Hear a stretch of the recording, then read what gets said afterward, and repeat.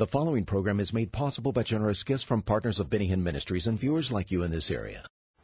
Mainstream medicine is getting to be so far out of tune with new developments in medicine that ask your doctor how many cases did he have of cured diabetes. And if he says none, then you'll understand that he isn't practicing today's medicine.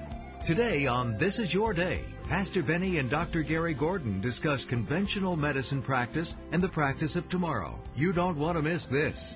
When we come back.